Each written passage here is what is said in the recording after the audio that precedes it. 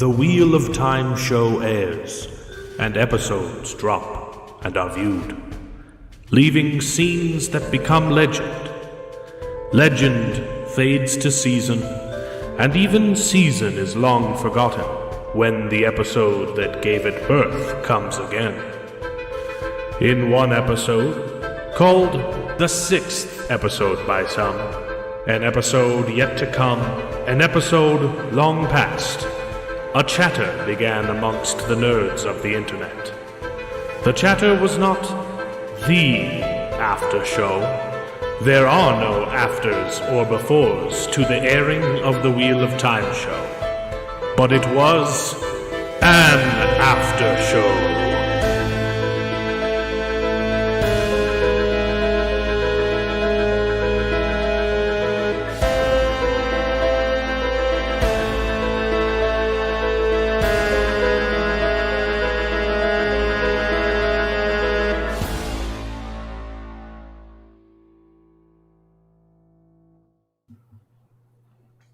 Hello, everybody.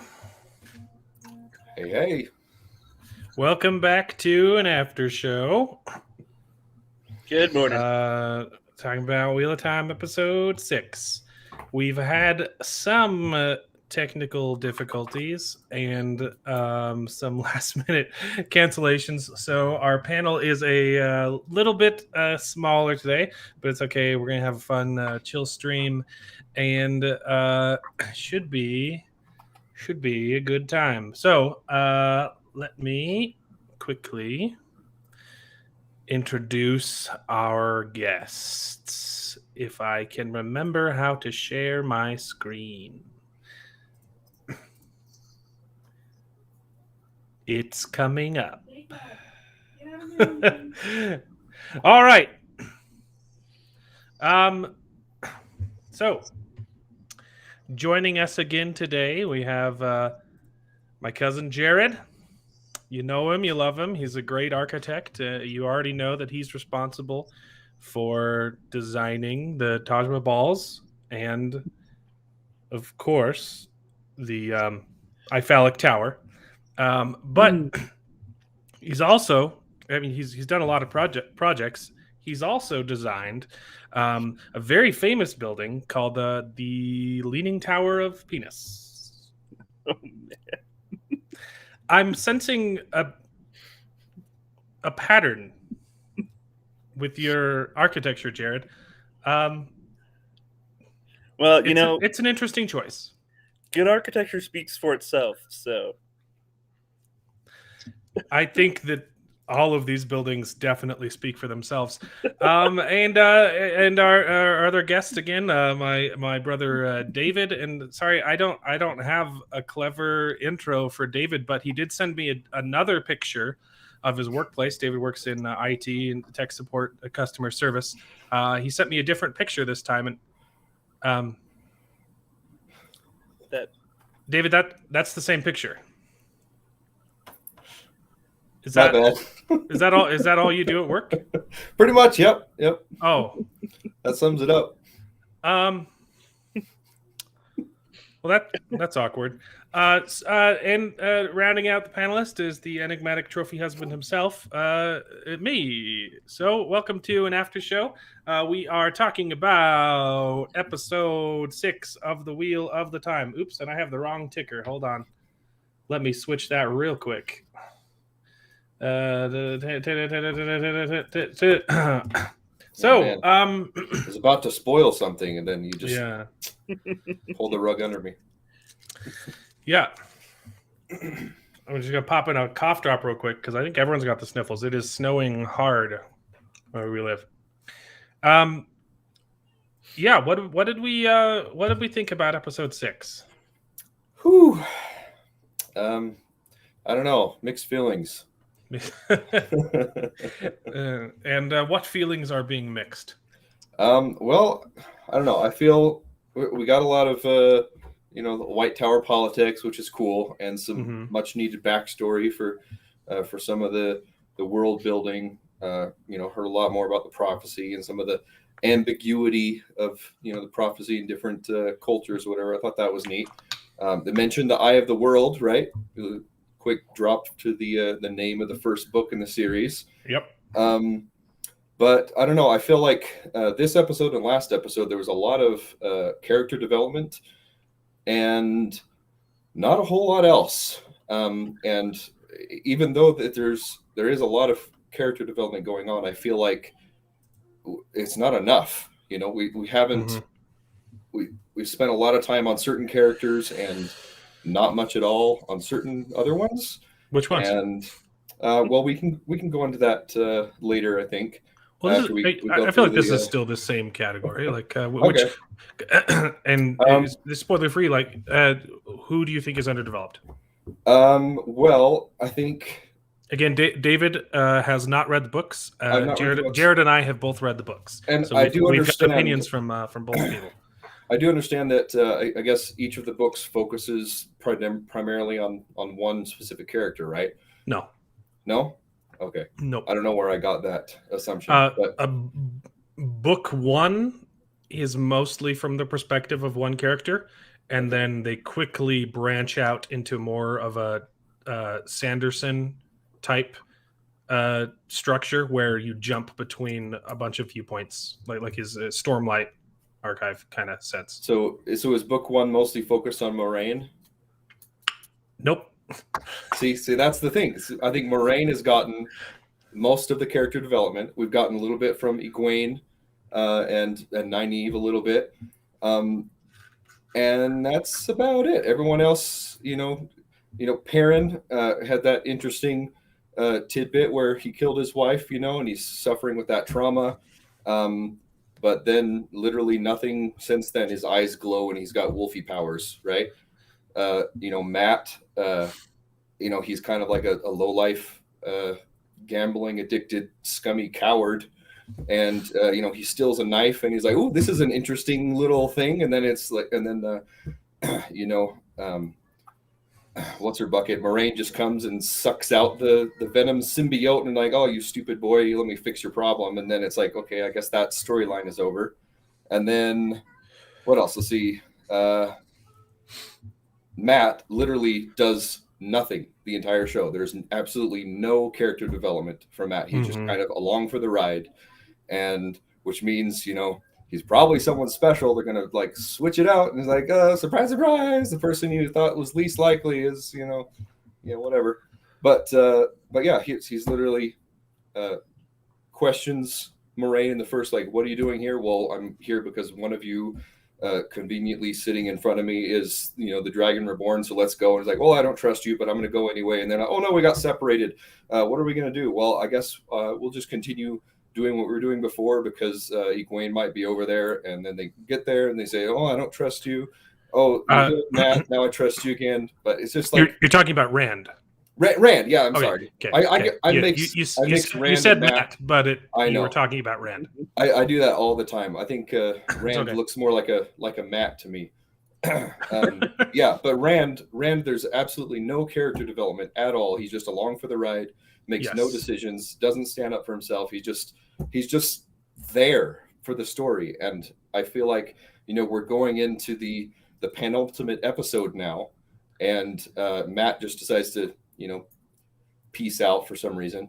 But I don't know if that's in the books or anything. But yeah, I just feel like we've got a little bit of development on Egwene and Nynaeve, and everybody else is just like stepping into this showdown with the Dark One for these last two episodes, and they're ill-trained. Their character motivations are not set in place.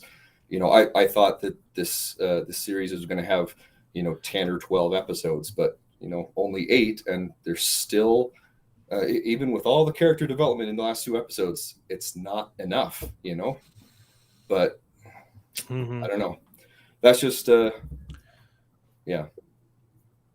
That is very interesting to hear. And we can talk in more detail about this a bit later, but Jared, what do you think about episode 6? I definitely, I have a little bit of mixed feelings as well, just because I feel like it's going it just feels like it's pulling further and further away from the book, which I mean, because so for example, last time, so after watching the episode, I actually went and was trying to refresh my memory a little bit about some of the events that happened in book 1 and book 2, Yeah. specifically because I know that these seasons are supposed to be going in from book 1 into book 2. And first off, I gotta say that I think it's interesting because they've skipped over a lot, but then they've mixed up some of the locations, and that's causing some confusion as to where some of the events should fit, right? And so then they have these interactions, but you're like, wait, should that be happening here? Like, is that important at this point in the story? Mm-hmm. Right, like this whole thing with Moraine and Swan, like that was definitely something we will have to talk about. Yeah, we can talk about it.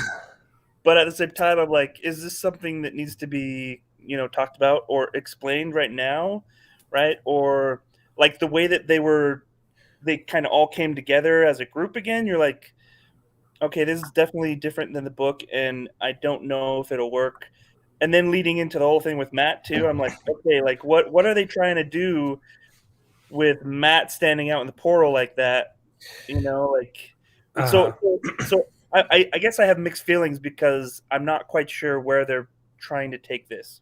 Right. So I like it because I can see how they're interpreting a lot of the stuff from the books, but at the same time, I'm not sure where they're trying to take the story. Right. So does Matt go with them in the end through the portal? Yes. Well, I guess we'll have to find out till next episode. Okay. Yes, he in the books he does go with the rest of the party, but I have some information about that, which we can get into after we switch spoiler levels. So my general thoughts on this episode. It's weird because I simultaneously have some of the best praise that I've ever had for the show in this episode and the worst criticisms. This episode was a real mixed bag for me,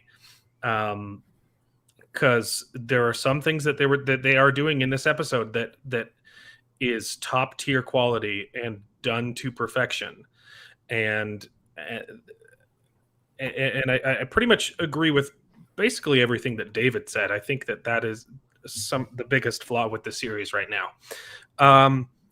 So this will make more sense when we break down the episode. So let's switch this real quick. Update, and I don't even think we have anyone watching our stream right now, so we can say anything and we won't even get in trouble. It's okay. It's a weird time, but we couldn't do it on Sunday, and we still wanted to talk about the episode. This will probably be a shorter episode too. I have a hard out at before the 2-hour mark, like we've normally gone. It's so funny. We planned on just doing like a quick 40 to an hour stream, and these have all been over 2 hours. We just have a lot to talk about, and I think that's a good thing. Like the show, there's a lot to talk about on this about the show, but I don't know, this episode really took a turn. Oh, we have one viewer. We well, if you are joining the stream, we will definitely be able to see your comments because there are so few people watching, and that is a-okay. We're gonna have a good time. So yeah, my channel can't even be monetized yet, so I can't activate super chats, and that means we'll have to take questions from the regular chat. So you don't have to pay anything. We'll answer your questions. So let's break down the episode and get into some stuff. The episode 6 opens with Swan Sanche as a kid, and I thought it was really good. Yeah, it was good, but it also, I don't think it was necessary. It was one of those character developments that what does it add to the thing? And the fact that her father just sends her off and stays behind. That decision didn't quite make sense to me. Yeah, it makes sense to me because I know the world a little bit better, but I can see how it would be confusing. He there is a line in there, but I can understand how non-book readers might not catch on. He basically says like I can't go to Tarvalon because they don't like men there, basically. Well, It's like, but there's men in the city. He's just not allowed in the White Tower. yeah, right? but like if he goes with his daughter, I mean, he'd want to be protective of her, and they're not going to let him in the White Tower. And so I think, but it would make more sense if he helped her get there. Right. At the very least. Since his home is gone anyway, right? Right. House home is burned gone, down, his boat and is gone. his boat's gone. What's he get like? And they even bring that up. Like, what? I'll manage. Well, yeah, that him leaving. It was her leaving by herself was cinematic, a bit unrealistic. And yeah, it would have made more sense if he brought. Yeah, he should have brought her there for sure. Yeah. Chat's agreeing. Yeah, honestly, I thought it was. He should have brought her there, and then they could have had the same cinematic goodbye moment, but as she's like crossing the river to go to Tarvalon. Yeah, but yeah, I thought it was Nynaeve in the back when the episode first started. I thought it was going to be Nynaeve's backstory until we saw the tattoos in the tower. I'm like, oh, okay, that's who it is. But yeah, I thought it was interesting that they started the episode introducing a new character that we hadn't seen yet. Yeah, it makes sense for what happens, what they're introducing later in the episode, why they would want to show Swan Shanche. Right. But yeah, it is a bit of an odd choice. Yeah. It was good. They even I don't know if you guys noticed, but I'm pretty sure they even used some of the words like when Moraine was saying goodbye to Swan, like in their private session. She basically used. Oh no, it wasn't when they were in their private. It was when they were swearing on the oath rod, which, by the way, definitely a good talking point. But that was cool. Where she basically said the same words that her father said to her. Right. So I didn't catch that. Yeah, so it did kind of imply sort of like this closeness that Moraine and Swan had. And I gotta say that, yeah, I kind of we definitely didn't know who it was either at first. We're like, who is this? And I remember, I mean, because to be honest, I'm watching it here now with my dad and my family, so there's definitely more questions as I watch it. But yeah, what was it like watching this episode with your dad? Yeah, it was. I mean, it's not my dad. Really, it's like everybody else in my family hasn't read them yet. So my mom and my sister, like, they want to watch it, but they haven't read them either. And so they're like, wait, who's this person? Or yeah, like I think my dad was the one that said, hey, wait, is that Nynaeve? Yeah, exactly. So yeah, anyway, so it's interesting to watch them and kind of see the reactions of these other people while I'm watching it. It's definitely different. A little harder to focus on the little details, but it was good. Yeah. So and the way this episode is structured, it's a Moraine episode. It follows Moraine around, to illustrate the White Tower politics and her machinations in the tower, right, and her scheming, and I think that was done really well. I think it was clever to focus in on Moraine's character and show all of her scheming and all of her planning and working around. I thought that structurally it was brilliant, but with David's comments at the beginning, like only having 8 episodes, like we don't have time to just focus on Moraine. If we had more episodes, I think this episode would be absolutely brilliant. But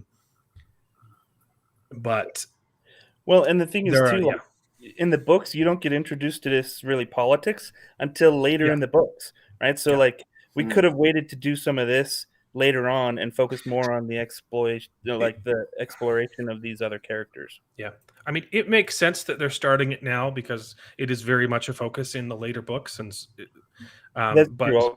I'll give you that. but it does seriously takes away from the development of the main characters. You know, Yeah. Moraine is not a main character in the book. She's a very important character, but she's kind of a side character. Really? She's like the Gandalf figure, Yeah. right? You wouldn't say that Gandalf is the main character of Lord of the Rings. It's the hobbits. Yeah, that's she's interesting. the mentor. Because it seems in the show she's definitely like the main character. You know, Well, she's the main character of this. Out. She's the main character of this episode for sure. Yeah. From the intro, we cut to the hall of the tower with Logain's trial and talking to Leandrin and Moraine, and I think that's this scene is fantastic. Yeah. Logain's speech is wonderful. And then the reveal that he only did it because he wanted to get killed is pretty great. And then just his demeanor just completely switched to no, please kill me, please kill me, please kill me. Yep. I thought that was a lot of fun. Because at first it's like, oh man, this guy's got cojones. and then it just completely shifts and you're like, oh no, he's just a terrified child and he wants to be dead. Well, yeah. and it's because of that separation, right? The separation of the one power. He's just like, I don't want to go on anymore. Yes. Have they mentioned in the series that most people who are stilled, it's kind of similar to the warders who lose their Aes Sedai, they usually just kill themselves? Yes. Tom mentioned it when talking about his son. To Rand. Yes, you are right. Yeah, it's basically the same feeling of a warder losing an Aes Sedai and that bond breaking, because you develop like a bond to the magic. It's a drug, essentially. Using Saidin and Saidar is pleasurable, and to be cut off from that source, it'd be like losing your eyesight or something, you know? Yeah. Not that everyone who goes blind commits suicide, but I'm sure that happens, right? Possibly. Sure. It is a devastating blow. Yes. It heightens all your senses when you go blind. You get superpowers and become the Daredevil. Yes.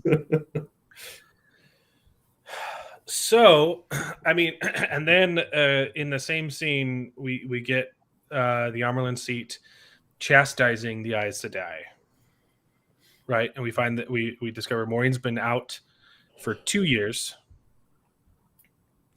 and she's clearly not steeped in tower politics, but how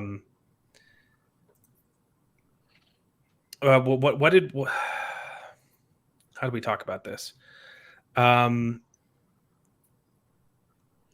I really liked that part because I think it helped to illustrate sort of how, like the role of the Amarlin seat, right? Yes. So, yes. Because, I mean, I think that's crucial, especially as we are learning more about the Aes Sedai themselves. Like, they've talked a little bit about the Amarlin seat, right? And but we really don't know what that means. We don't know what the judgment's like, how harsh the judgment can be, or what that process really entails. And so I really like that scene because it really goes into say, hey, look, like this is something that they need the Amarlin seat to do, and this is her role. Right. But this is how tough it can be to be the Amarlin seat, how challenging it can be to make these choices. So I thought it was a very good way to introduce what she does. And also talking about kind of Swan's character, right? How she needed to be firm, right? How she's a much firmer character where she's, someone that's trying to do like the best judgment, trying to bring the most what's it called?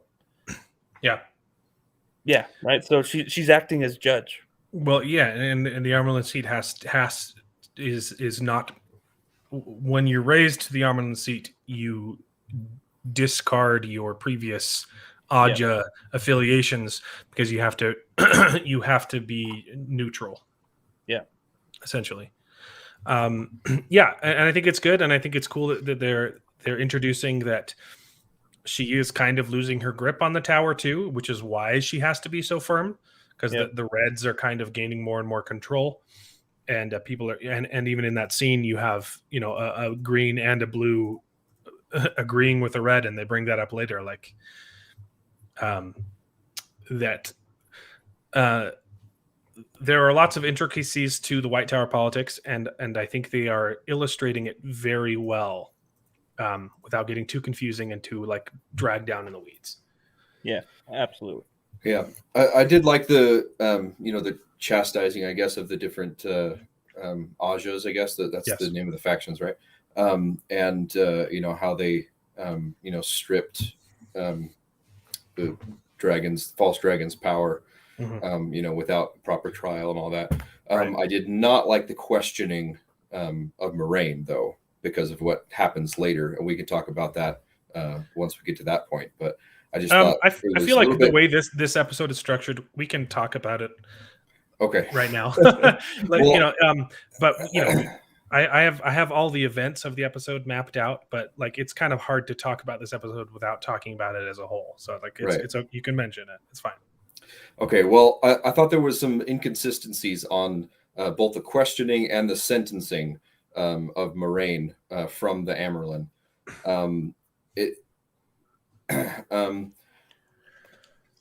One thing, we know that. So in the first scene, she has to be really mean so that people don't know that they're in cahoots. Right. I understand that, but the line of questioning, we know that, and I said I can't lie, right? So knowing that and knowing why would she ask? Why would she ask such an outright direct question that she knows she couldn't answer? That's my problem. Yeah, that was she was like kind of forced into it by the other sisters bringing it up, but she could have changed worded the wording it differently, or Moraine could have answered something that's another thing. It didn't really explain why, what her motivations are for going out and seeking the Dragon Reborn, and why she doesn't want the rest of the Aes Sedai to know. I'm assuming it's because the Reds would probably just want to strip them of their power, and that wouldn't help to save the world. Yes, but the Reds would immediately steal him or her, regardless of. So if it's a her, they wouldn't still. Yeah. But she could have answered, even if the Amarlin asked that direct question. What have you been doing? She could have answered something that would have been satisfactory that didn't completely reveal her intentions. Yeah, she could have said, I've been going out looking for powerful warders, and hey, look, I found Nynaeve, and she healed all these people in this battle. That would be a lie, though. Yeah, if she says I was out looking for powerful warders, that's not what she was doing. Not warders, sorry, powerful people. Yeah, okay, yeah. I think her answer is interesting, and I think they might have done it on purpose, because she says, you will not tell me, or you cannot tell me, and Moraine says, I cannot tell you, which kind of makes me think that they've made like promises to each other, so saying like you're going to do this and you can't tell anyone, and if she like agreed to that, then she physically can't tell her. I don't know. Right. I think we need more information before I know like how well that scene was handled. But I do agree that it was a silly question for the Amarlin to ask, knowing that she couldn't answer. Exactly. Yeah, and I think even more so if they had made an oath with each other to not reveal anything.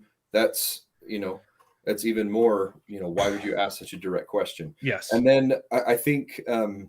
Well, we know that Moraine answered that way. Viewing the rest of the episode, she answered that way because she knows she has to be cast out, essentially. Right, and that's the other half of it too. Is but the Amarlin didn't know that, so it's still a valid point. Right, but okay, so I lost my train of thought. Sorry, I interrupted you. No, that's fine. Okay, so yeah, the line of questioning is silly in my opinion, and then The other thing is later on when she they have their intimate scene together or whatever, she chastises Moraine and says, "Why would you put me through that horrible display?" It was like it was your fault kind of for asking such a direct question, Yeah. And then again when she is banished, I feel like okay, so Moraine's been out for traveling for 2 years doing who knows what, and then as in the eyes of the Aes Sedai, who knows what she's doing, and so your punishment for being out there, not part of the White Tower, and not telling us what you're doing, to be out there to more. go back. Yeah, it's like that. If there's anything to make you more suspicious, exactly. It's like if the Reds weren't suspicious of her before, it's like, oh, she got exactly what she wanted, going out there doing this secret mission that she won't tell us about. It's like it doesn't make any sense. That's true. So, that's true. But anyway, I will say on this point too, though, that with this whole trial, you definitely see more of Leandrin and her like conniving, like attacking, destroying sort of nature, right? Because she's the one that kind of sets up all of this to happen the way that it did, right? Like she's the one where it was her fault, right? So the Amerlin seat was initially, sorry, I gotta be a little quieter, but the Amerlin seat was initially sort of directing the questions toward Leandrin and saying, okay, Leandrin, you're the one that said, hey, he needs to be stilled. So you're the one that's going to have this punishment. And then Leandrin's like, oh, but what about Moraine? She's been out doing what? What's she been up to? Right. And so they don't even show Leandrin's punishment too. It's funny. Yeah, I noticed that as well. She says, I'll think about both of your punishments. And then we only see Moraine's first. But I guess Moraine's offense was more egregious in the eyes of all the other Aes Sedai there. But yeah, the Amerlin had to ask something, but I don't know. Is there a different question the Amerlin could have asked? Because she can't not address it. She has to ask why you're out there. But I don't know. It'd be hard to word it differently. And I think maybe the Aes Sedai would have caught on if she's because they're all good at doing that too, because they can't lie. Yeah, but I mean, I feel like there's other examples in this very episode of Moraine, lying without lying, and choosing her words very carefully. Like when she tells Perrin and Egwene that he asked him about Matt and Rand. And she doesn't say that they're already here. Yeah, she says I have people looking for them. Yeah. He says, I have watchers. I'll know when they arrive. Well, obviously that's true because she has watchers and she knows when they arrive. And they've already arrived. Yeah, but she doesn't tell them that, right? So that's one example. And then the other one at the very, very end, when they're going through the gate, they decide to ask randomly what would happen if we go through the gate and we're not the dragon. And then she says, she pauses for a little bit, like considering her words, and she says, we cannot know for certain until the time comes. And I think instead of I can't know because she knows. I think you actually see her start to answer the question, and you see her like physically get cut off. Right, and that makes sense. She's we can't know lying you're going to die, lying. But I do. Yeah, exactly. So I mean, there's got to be a way with the Amerlin and Moraine in the line of questioning for them to both ask the questions that are not super incriminating and answer the questions in the way that's not super incriminating, and they didn't even try, or at least not have the Amerlin be so shocked by the result when they meet up later. yeah, exactly. What else could have happened? Well, the other thing too with that though is it's like I feel like if Moraine had answered, in a more indirect way, they would have pressed her still, right? So they would have pressed her for more information. I think the scene could have only gone that way, the opening scene, but I think it would have made more sense. It doesn't track as well that when they talk separately, the Amerlin is like mad at her for it. She should have been sad in that moment. Like I can't believe that I had to do that. Right? Yeah, she was mad at Moraine for doing that, and she was the one that asked the question, and Leandrin was the one that forced her to open a line of questioning, but she was mad at Mhm. Moraine for it. It's just kind of, I don't know. It's all over the place. This Yeah. episode is all over the place. So let's get into the rest of it. And after that, I really like how it shows Moraine being sneaky, and to get to Matt, she just shows her sipping tea until out of the corner of her eye she watches Nynaeve leave because she Mhm. knows Nynaeve is not going to have it if she just shows. I've absolutely loved what they've done with Nynaeve and Moraine's characters, like their interactions, and I wish there was more of it because I was upset that Moraine was unconscious for the first couple episodes because she wasn't able to interact with Nynaeve, and I think Yeah. that like Nynaeve and Moraine's dynamic in the book is just one of my favorite. Like they butt heads so much, and I love that we're finally seeing that. Yeah. But Moraine, she doesn't heal Matt. She separates the dagger's influence from him. But she said he's still being very much like it still affected him, obviously. Right. And he's still going to be drawn to the dagger, but it's not feeding off of him anymore. And loved the visuals in that scene with the mouth stuff. Just like that made me so uncomfortable in the best kind of way. Like I don't like things touching my mouth. That's not my wife, you know. Yeah. And how it like you could see that it was like trying to get into Moraine's mouth. Yeah. And she wouldn't. She like pushed it away. Yeah, that was cool. That scene was gross in very good way. Mm-hmm. And then she talks to Nynaeve and just I loved it. I love it anytime someone gets feisty with Nynaeve and serves her a serving of humble pie. I love Nynaeve's character, but she is humble. She is not, and I love it when she gets humbled. Yeah, the goo was nasty. Yeah. But she also talks to Rand for a bit. And I like that. I liked it. I thought it was good dialogue. Yep. Anything else to mention from those scenes? I think it was pretty straightforward. Yeah, it was pretty straightforward. I thought it was cool. We're foreshadowing, with how, hey, you know what, the dagger is now separate, but yeah, and David, you said. Yeah, you had said in the beginning like that storyline is over, but they did mention in that scene like it's still going to have influence on him, and if he ever touches it again, he's probably going to die. So the storyline's not over, but yeah, a big portion of it is solved. I'm glad to hear that because that was interesting, and it seemed like it was just she was coming in to fix the problem, and then you weren't going to have to deal with it anymore. I'm like that storyline arc was too short, so I'm glad to hear there's more to it. Yes, it has been sped up in the show. Yeah, of course.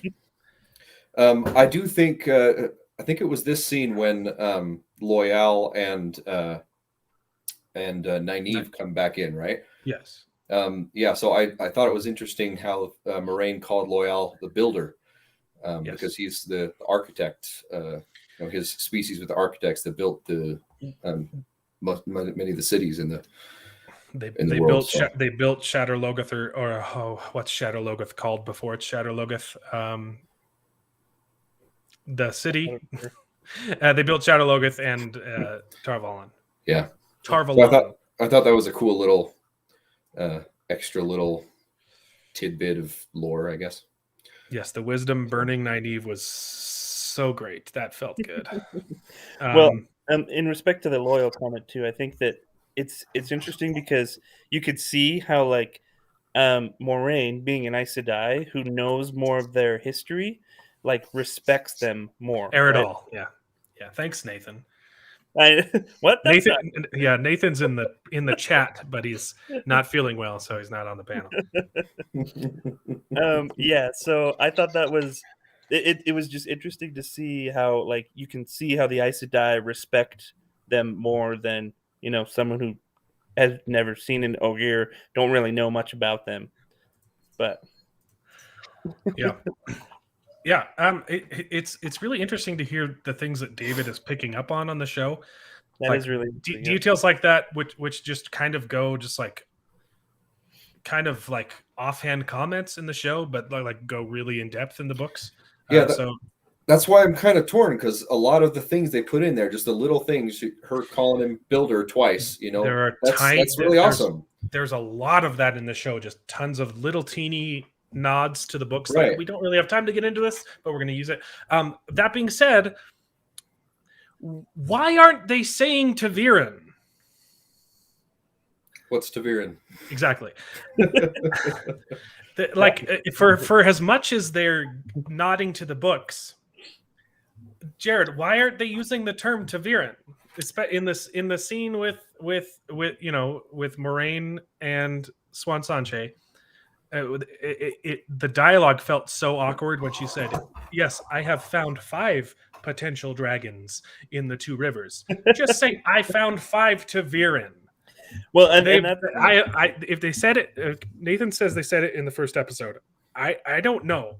Maybe I'll have to go back and watch it. They said it in episode 1. Okay, just use it. It's so much easier that I have found 5 potential dragons. I found 5 Taviran. It's so much easier to say.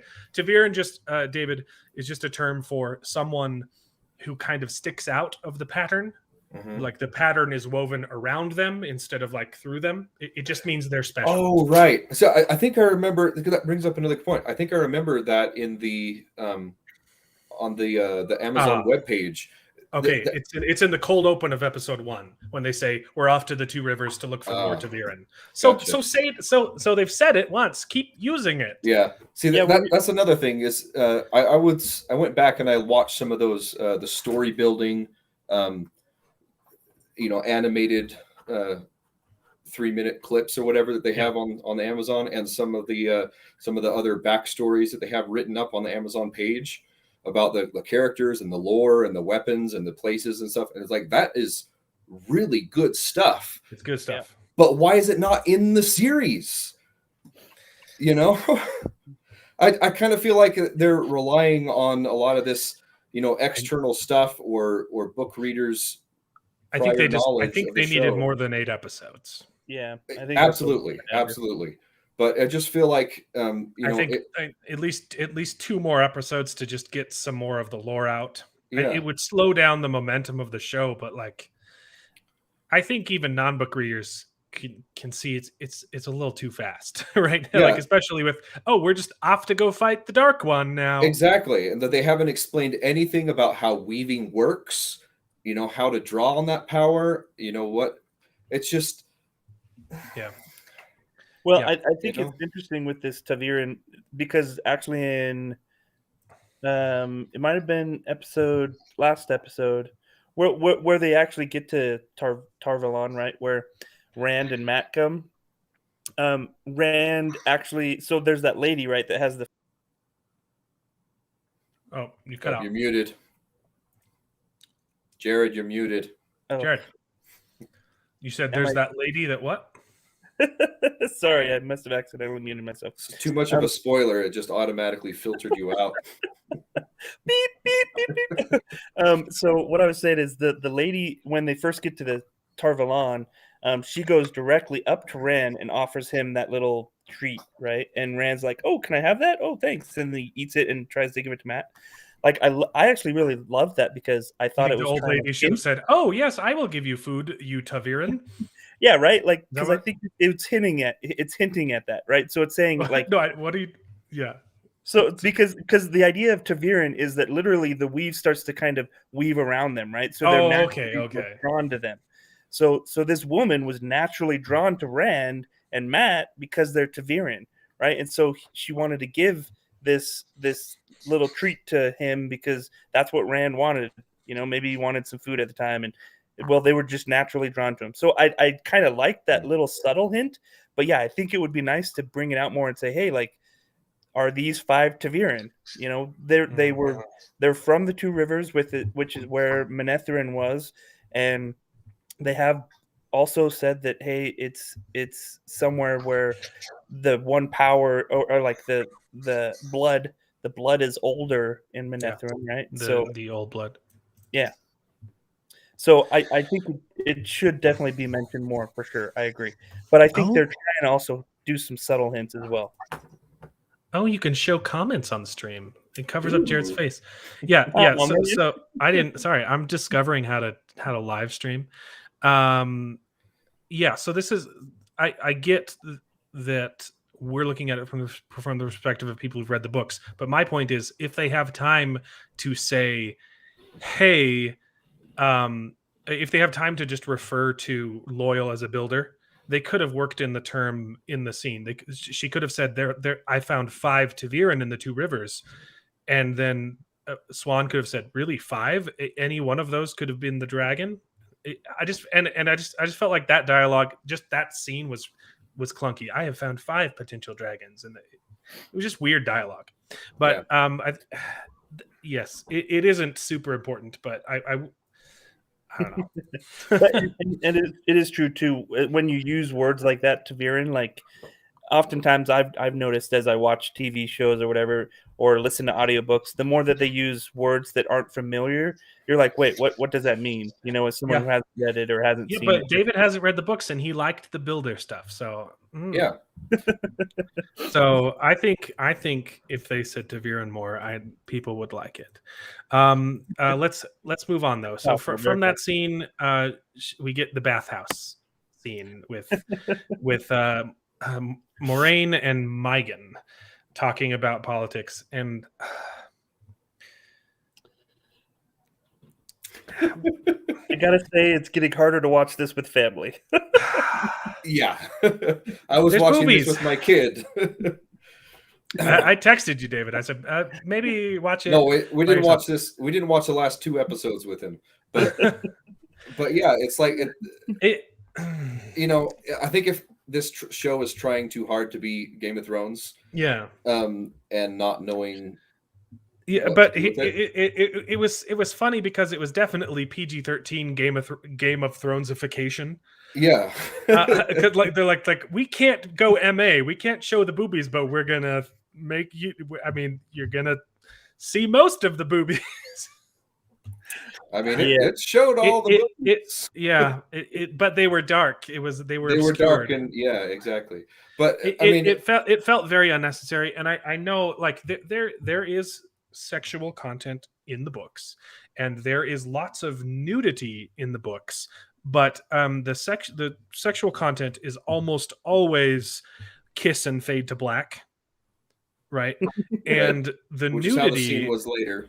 The nudity is almost always used to show like vulnerability, and not so much. And this scene just felt gratuitous. Yeah.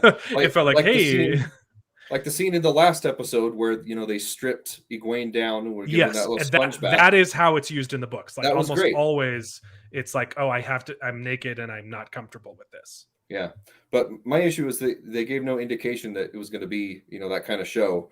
I mean, sure, you saw Lan's butt in episode 2 or whatever, but yeah, I don't know. I just feel like they're just putting it in there just for the sake of putting it in there, and there's no reason for it.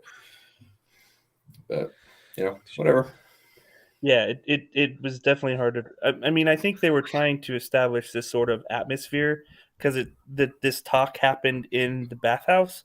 Yeah. But at the same time, I'm like, it was just take place in the. I don't mind that they were naked. I think but there were definitely some shots that just showed a little bit too much. I agree. Yeah, and maybe this is where it's like.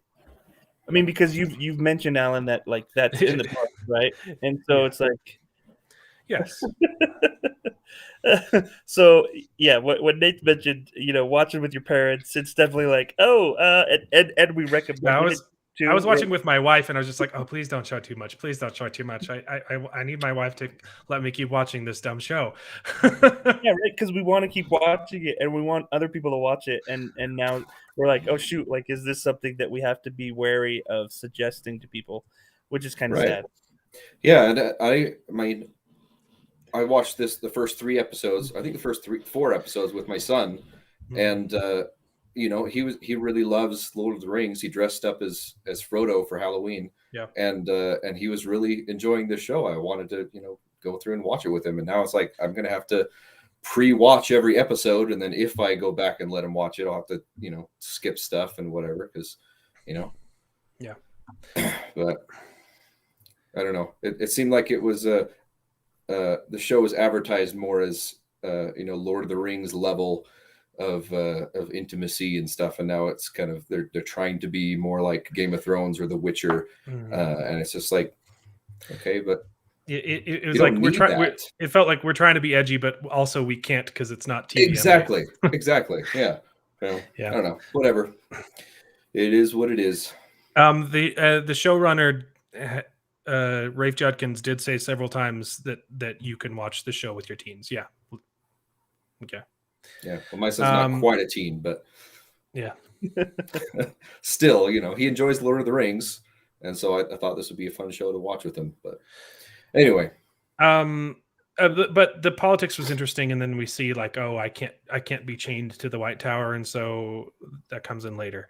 And then she goes and sees Perrin and Egwene and kind of lies to them, and she gets the rings back. Not a whole lot to talk about there, right? Well, Nate and I, though, when that happened, we're like, wait, she's giving the rings away. What about this other thing that we talked about? My theory's shot. So but yeah, so the Armerlin has the rings now, but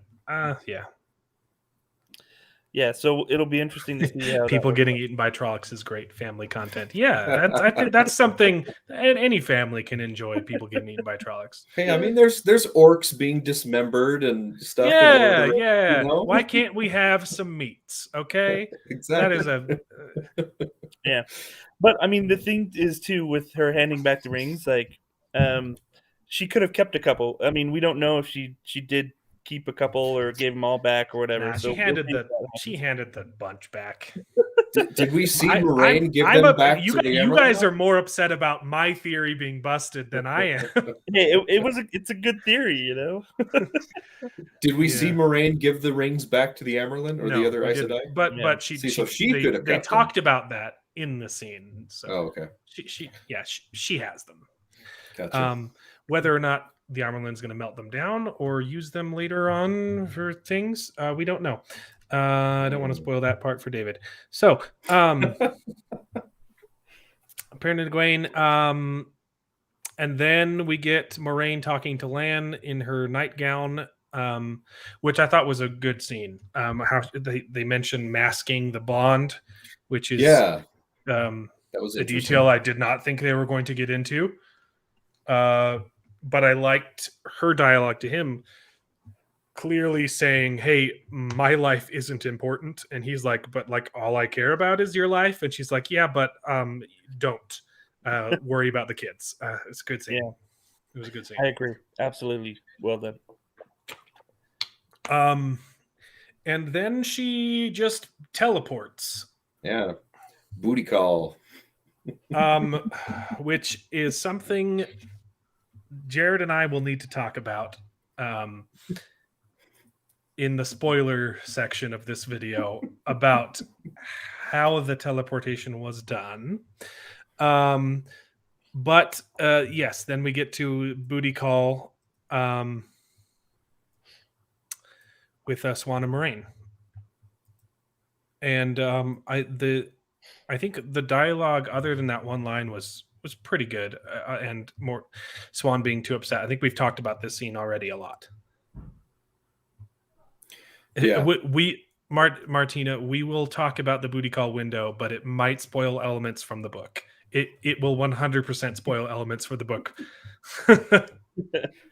Yeah, can't she just take that booty call window device with her to get back to the tower anytime she wants? Yeah. It would be nice, wouldn't it? Yeah. So the booty call. That's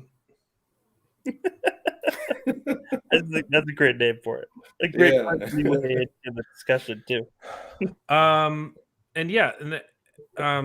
Booty call Moraine and Swan are lovers. Which is kind of in the books. It's hinted at that they were lovers in the past, and the books use the term pillow friends, which the first time I read in the books, I did not catch up. The first time I read it, I was like, oh, pillow friends. That is just like, oh, they were just like, and then I read it the Pillow fort. second time it came up in the books. I was like, oh, yeah, I'm naive. Yeah, it just means they like to make pillow forts and have sleepovers, Yeah, right? In their jammies. Yeah, so I mean, it just like talking just lore. This isn't really spoilers. It's just lore, world building stuff in the books. Yes, a lot of the Aes Sedai have pillow friends because men are kind of looked down on, and also there's only women in the tower. Yeah. But yeah, Makes sense. so yeah, they Swan and It- Moraine, yes, Yeah, it definitely talks about how close they are. You know, and it does say that they were pillow friends in the books. Yeah. But it's kind of like a thing in the past and not so much now. Yeah, and I don't know. I guess you see a lot of that discussion. See, and maybe this is why I'm torn, because like I don't know, it just feels kind of out of place, in the story, like to have that sort of. I mean, maybe that's what they're alluding to, is that hey, this is the pillow talks, right? But Yeah. and trying to get that they're focusing a lot on backstory and history from what I like. That's what I've been able to tell so much from watching these episodes. Is Yeah, which there's would be a great lot if of we had more than 8 episodes. Yeah, I agree. Right. Yeah, because I feel like the actual story of the Eye of the World has been sidelined a lot. Yeah, I mean, for example, I think that's absolutely true, because I was expecting that book one and parts of book 2 meant that we would probably be done with book 1 by now, and Mhm. it feels like we're not even really close. Like there's still a ton that needs to be done. Yeah, it definitely does add depth to the scene and characters, and it makes her banishment more emotional. Like her Sure. banishment was kind of more like the Amerlin saying goodbye forever. Like, Yeah. we're not going to be able to do this anymore. Yeah. So it's very emotional. It does add depth, but Absolutely. I think it. I don't know if we have time for it. But yes, it was good character work, but I feel like we have to sacrifice some of the story for it. And I think their plan is kind of bad. Just like, hey, I mean, they don't even know which one's the dragon yet. And so the dragon doesn't know how to use the dragon powers. Mm-hmm. Exactly. And we're gonna just throw him at the dark one because he's kind of weak. Yeah, well, and the Right? thing That too, sounds like a bad plan. That's exactly what I was bringing up in the beginning. They're just going to the second to last episode, the penultimate episode, ill prepared. It seems like they should have been training and instructing all of them, on how to channel and be the Dragon Reborn or whatever, whatever they need to do. I think too, it's like the dark one. I mean, we don't even really care about who this dark one is, right? Like they've had 1 or 2 dreams in the first 2, maybe 3 episodes. Yeah. But these dreams were happening all of this time, right? Between Rand and Mad, and I mean, yeah, all of these dreams, and they really start to show you, what the dark one is, and right? Kind of what the stakes are too, a little bit. Yeah, exactly. But yeah, the ending of the Eye of the World, the book, is also kind of weird, and it's kind of it's not handled great in the book either. But we could have fixed it for the show. Is my point. True, yeah. We could have handled it a little bit better in the show, and I feel like it's handled worse in the show than it's handled in the books. Because the last act of the book is a bit strange, and then from book 1, the books get way better. But I still love book 1. Yeah, I feel like the plan's just not thought through, and I think there's a way they can fix it. I don't know if they will fix it, but they're I don't know already if I there in the. Where I think, and we can talk about this more in spoilers, Jared, but like us knowing what the Eye of the World is, I think in the show they might be treating it as an activation for the dragon power stuff. That's like the most I can say, being like vague. that would make sense because they haven't done any character development on the dragon persona. I guess you So could it's say. like whoever touches this orb is going to be. Yeah.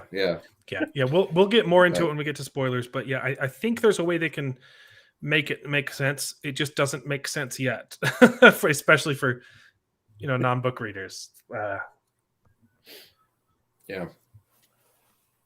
So that's one question I had. This Stargate that they go through at the Waygate, end of the episode, yes.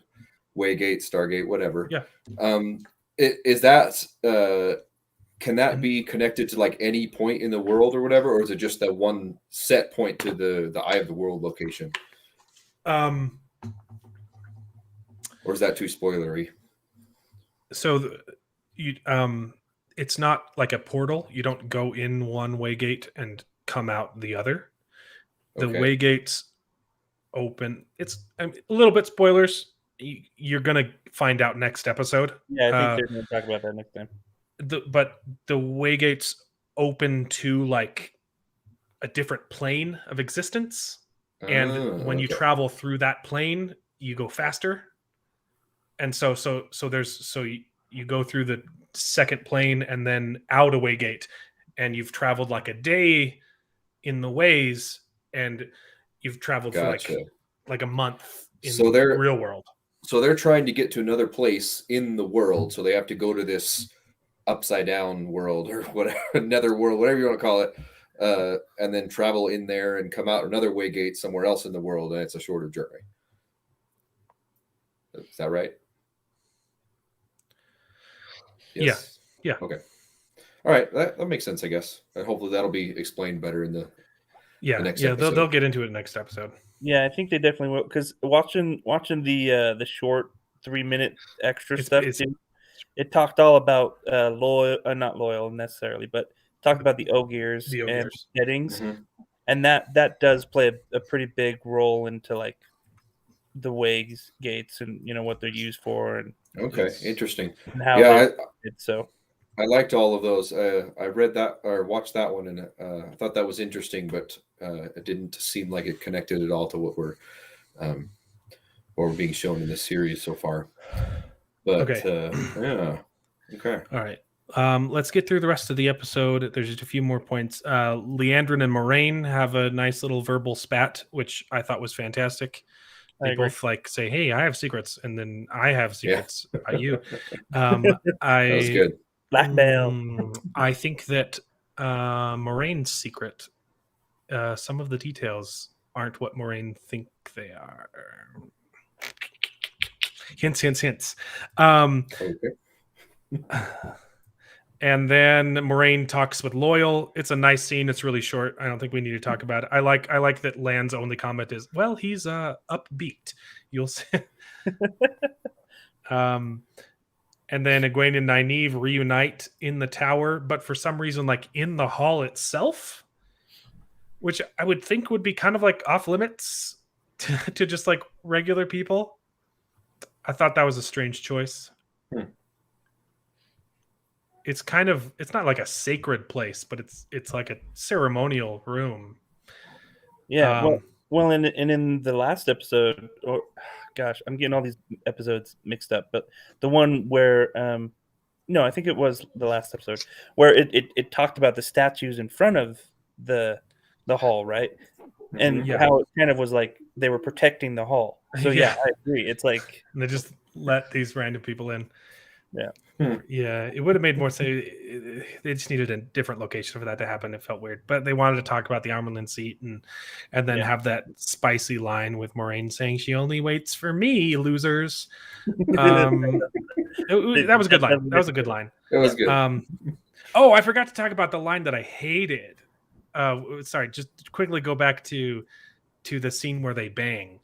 The on your knees, the on your knees line.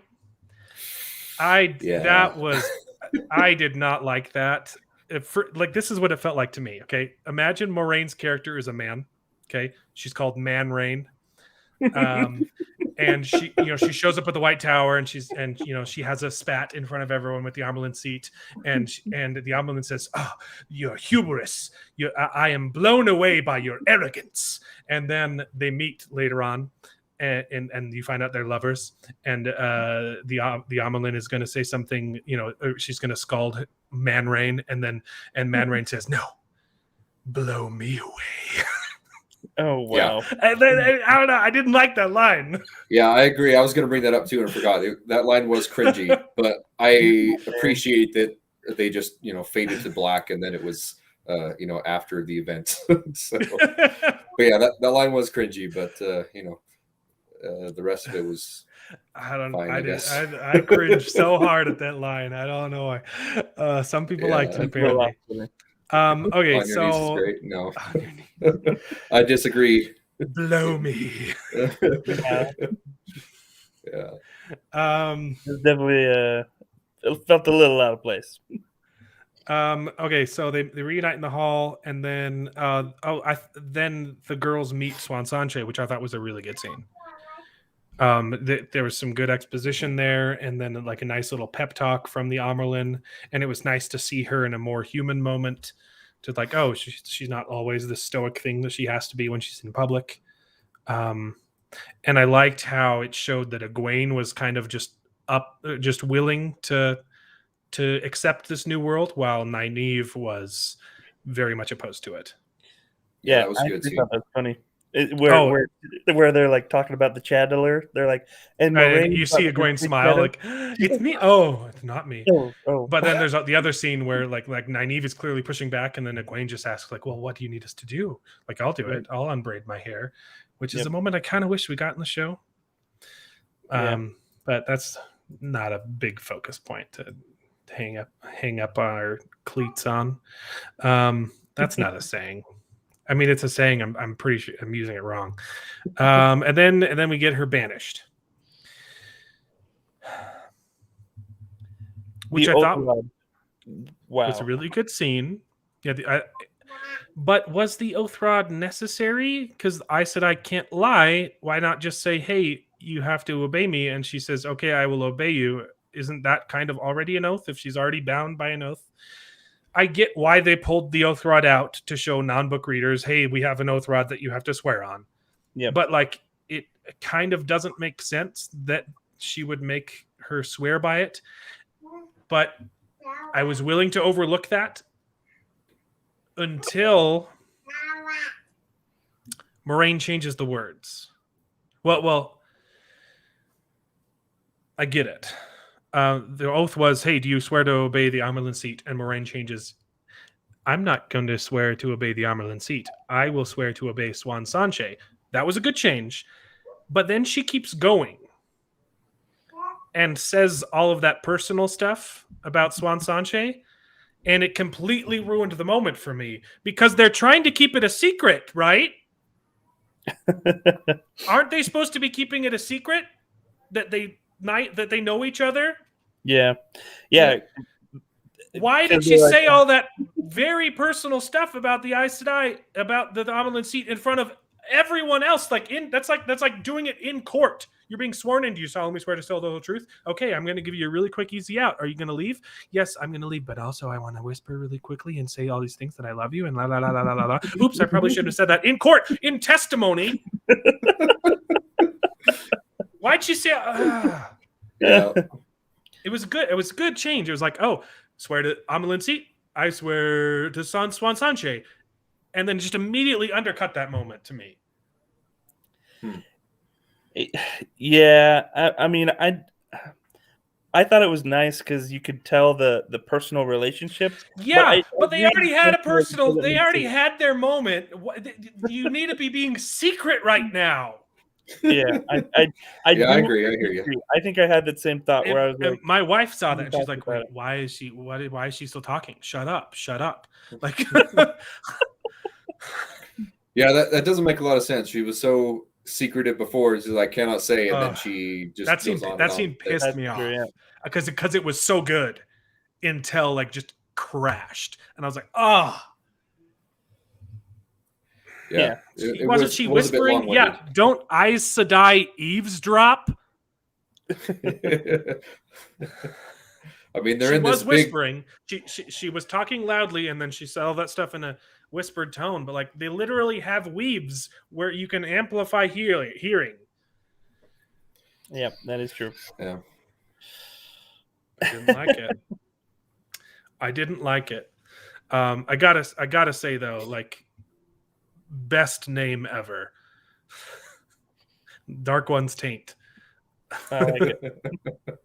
I love your YouTube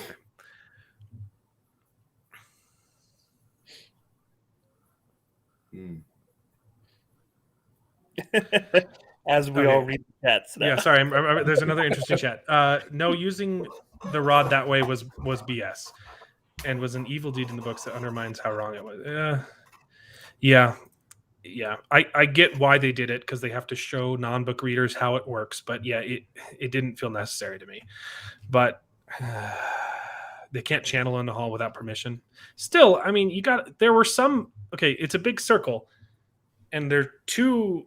Like there's 3 sitters for each Ajah. 2 of those Ajahs are right next to the Amerlin. Someone could have heard them whispering. It was a dumb move. It's okay. She's getting exiled. It was dumb. It was stupid. And then we get the ways. Okay, they meet up and they travel. So that's the episode. Yeah, leaving Matt behind was strange. Insider info though, that is when the actor had to leave production. Oh, so is he it was the not one planned. that's being replaced by another actor? It was not planned, and I didn't realize that he left in mid filming, but it's been confirmed. They were filming that episode, and he had to leave. And if you watch closely, if you go back and watch the shots when it like cuts to him, he's not reacting the way he should because they had to use footage that they had. They reuse a shot of him just standing by himself when the gates are closing and he's kind of just looking away when he kind of should be looking at them. So yeah.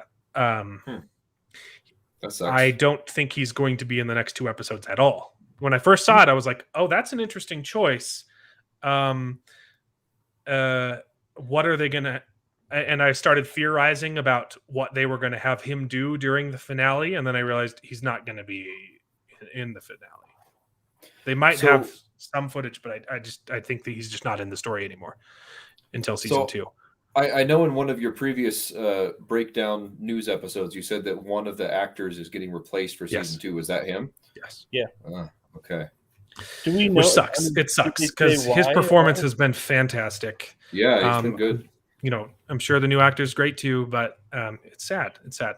And we hope he's okay. We don't know the story. He completely had to like delete all of his social media, which just sounds like a really personal reason. Well, that sucks. Yeah, I know. I was going to be like, oh, let's theorize about what Matt's going to be doing during the finale, and I was like, that will be a fun segment on the show. And I'm like, oh, he's not going to be in the finale. Yeah, shoot. Well, that was definitely one of the things where I was like, what are they doing? Like, where's the story going? Right, and that does help relieve a little bit of that stress, but at the same time, I'm like, okay, well, how are they gonna? Maybe they'll just CG him in. I mean, I don't think it hurts the story. He doesn't do a whole lot in the finale. I think it can work without him. He's still there. Yeah. But I actually think there are some interesting ways they could work it into season 2 with his character. But we'll have to save that for spoilers. So that's the whole episode. Did you have any other like thoughts? Let me see David, what or Nate might have sent me here. yeah, Nathan gave you his notes, right? Yeah, I think we've talked over most of them. Oh, there was one where, so it talks about how, so it mentioned ships going missing on the west side of the continent. Oh yeah, Yeah, yeah. which, There was which, which is great because I yeah. have really There's enjoyed. so many moments like that, like totally Yeah. unnecessary to mention right now, but Hmm. I'm loving that you are mentioning it. Yeah, exactly. Which I mean, just use Taviran. Just say the word. Just say Taviran. Yeah. It doesn't make yeah. sense that some of the writing could be so good and subtle, and then some of it is just not. Yeah. It's just really bad. Yeah, and this this episode kind of just boggles me that way because, like, I think it's brilliantly set up to just follow Moraine's character around Tarvalin and just see all of her machinations. I think it's beautifully done. I think it's really good writing until it just isn't. Yeah. Yes, and I mean, I guess this episode is titled. Brandon Sanderson said that this was the best script, but I think it was affected severely by like COVID, and because they had to stop filming, and then Matt never came back to refilm the other episodes. Yeah. And just his absence, I think they had to restructure some stuff, and it just. But at the same time, the other complaints I've already brought up, just I don't know. This episode was strange. Yeah. Oh, did we talk about women channeling to open the waygates? Yeah, that's a change from the books. I don't think it changes a whole lot. Yeah, the waygates are drastically a different design from the books. I don't think it affects the story that a woman has to channel to open it. I think you can, yeah.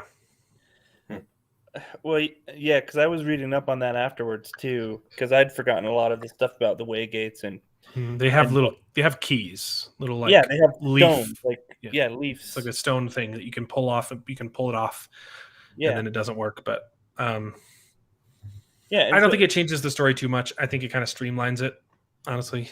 Well, yeah, potentially. The hard thing though about me with those waygates, and this is something too that Nate mentioned afterwards, is that they don't really feel like they were grown, right? Like because in the book, it's all about how they grow these waygates. These waygates, yeah, and I mean, and that's how Ogiers work, right? Is a lot of it is it's all about nature and the steadying and things like that. I mean, they're great builders as well, right? So they built these great cities, but at the same time, like you would think that a waygate should reflect that this is the core of what Ogiers are all about, especially since technically they're made really for the Ogiers, right? So, and I mean, this is all kind of in the book that we haven't really gotten yet, but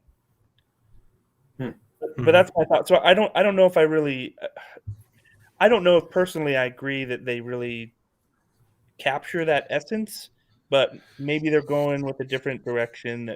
Yeah, and some people are saying maybe that's not the only way to open them, but we also didn't like see any slots or anything for any kind of key. And if Loyal was there, why did she need to channel it? Couldn't if he could open it? Yeah, right. Yeah, I think they're making that change for all of the waygates.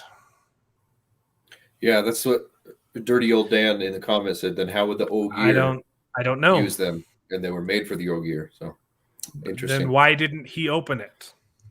Right.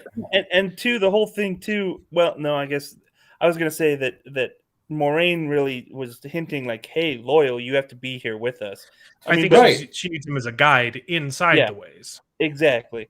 But it would have been nice to see that, hey, he also has more of knowledge how to open them and how to use them. But yeah, I would have preferred if he opened it. But we'll see. I think we're gonna get more on that in this next episode. So we'll see maybe how they maybe they explain it away for us, right? Like they have in the past. Where, but it was definitely something where I was like, I don't know if I particularly agree with it, but maybe they'll show us something different in the future, you know. Mm-hmm. Yeah.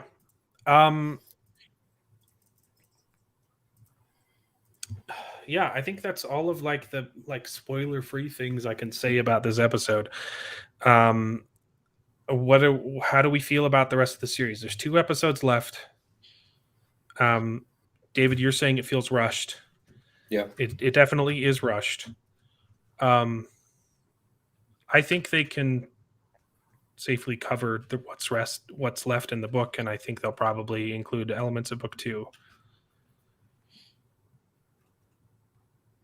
It just seems like they're going into this end event drastically ill prepared.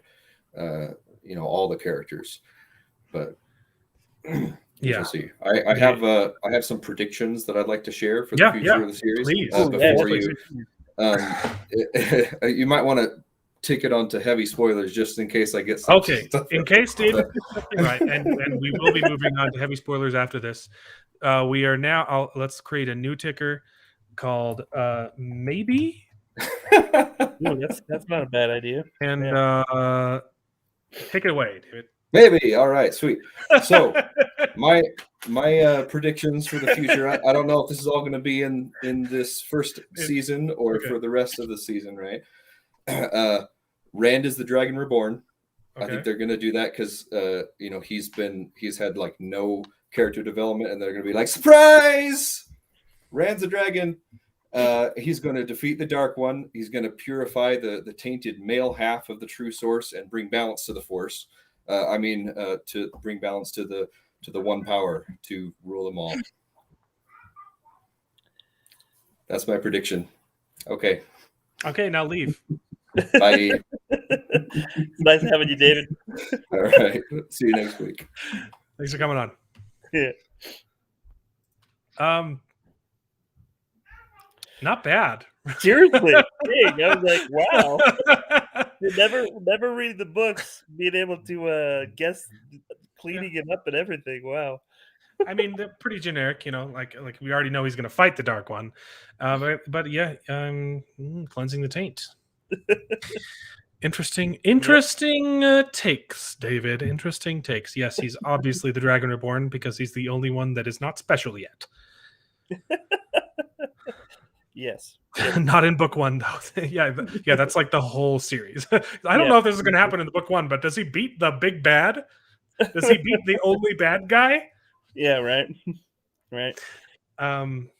See, but it would be cool to see more of the Dark One in prison or like bonded or like restrained at this point. Like the only thing we have with that is that they've mentioned that he's weak, right? At this point. Yeah, I think there's something weird with Swan's dreams. I think there might be some kind of manipulation there, and that the Dark One is kind of tricking them into showing up at the Eye of the World. But like, man, what a bad plan. Let's just throw all of these people. I mean, we know one of them's the dragon for sure. We know that whoever it is not prepared. Let's throw him at the Dark One just because he happens to be weak. I mean, we know what the Eye of the World is. It's a pool of untainted Sidene. Or Sidene, right? I always get it mixed up. I think, I think they're going to use. I think there's going to be some changes from the book, and the Eye of the World is going to kind of activate the dragon. Does that make sense? Yeah, I mean, and that's the only way they. I feel like at this point, that's the only thing they can do in the show, because Rand he hasn't been training, right? He hasn't been figuring it out as he goes. They're going to throw him in the pool, and it's going to turn on his powers, and that's the only way he's going to be able to fight the Forsaken. Yeah, well, I mean, and then the thing too, like, I mean, in the next book, that's where you really start to say, "Hey, this is the Dragon Reborn," right? And so, yeah, hopefully, I mean, as he like fighting and he straight up fights a Forsaken, like, or does he fight a Shamael? No, it's who does he fight? There are 3 Forsaken in the Eye of the World, or this one.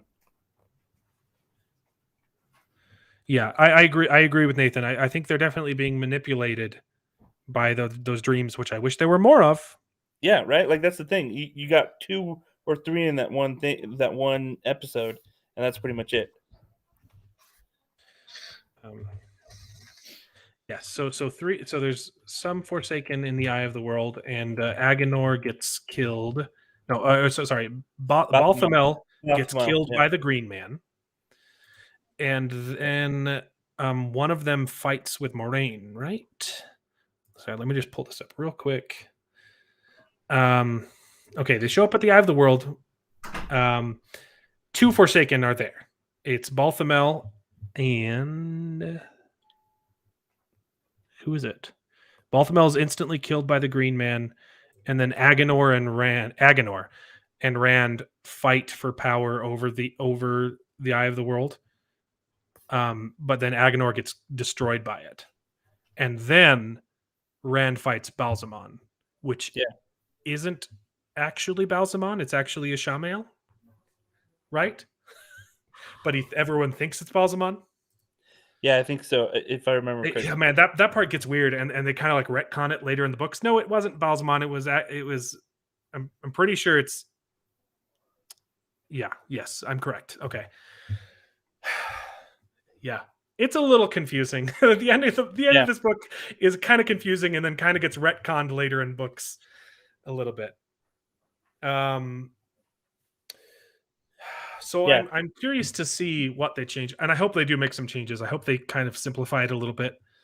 But I think they have to use the Eye of the World to turn on the dragon powers. Otherwise, it just wouldn't make sense. Yeah. He's not going to be able to fight a Forsaken, and it kind of doesn't make sense in the books either that he's able to face off against a Forsaken who knows how to channel, and he's just So I think maybe he falls in the pool and it turns on all his powers, and he doesn't know how to use it, but he's got all this power, and so he gets lucky and defeats a Forsaken.